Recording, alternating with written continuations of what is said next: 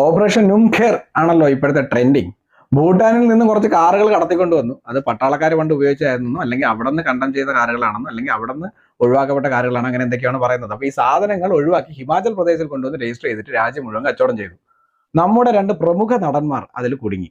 ഒരാള് ദുൽഖർ സൽമാനും മറ്റൊരാൾ പൃഥ്വിരാജുമാണ്.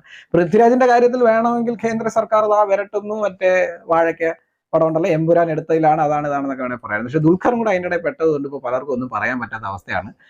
നിങ്ങളിത് ചെയ്തിട്ടുണ്ടോ ഇല്ലെന്ന് അറിയില്ല. ഞാൻ ഈ പറയുന്ന സമയത്ത് പോലും ദുൽഖർ സൽമാന്റെ 2 കാറുകൾ പിടിച്ചെടുത്തു എന്നൊക്കെയാണ് കേൾക്കുന്നത്.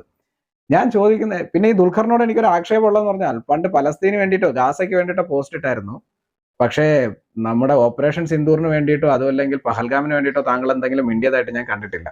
താങ്കളൊക്കെ കേരളത്തിലാണ്, ഇന്ത്യയിലാണ് ജീവിക്കുന്നത്. അല്പമൊക്കെ മതേതര മനോഭാവം ആകാം എന്ന് ഞാൻ കരുതുന്നു. എനിക്ക് വളരെ ഇഷ്ടപ്പെട്ടൊരു നടൻ കൂടിയാണ് നിങ്ങൾ. അപ്പോൾ അതുകൊണ്ട് ഞാൻ പറഞ്ഞാണ്, പ്രതികരിക്കുമ്പോൾ എല്ലാത്തിലും ഒരുപോലെ പ്രതികരിക്കുക. ഇനി അഥവാ ഞാൻ കാണാത്തതാണെങ്കിൽ എന്നോട് ക്ഷമിക്കുക. പക്ഷേ നിങ്ങൾ ഈ കച്ചവടം ചെയ്തിട്ടുണ്ടെങ്കിൽ പൃഥ്വിരാജിനും ദുൽഖറിനും ഒക്കെ ഇതിൻ്റെയൊക്കെ ആവശ്യമുണ്ടോ?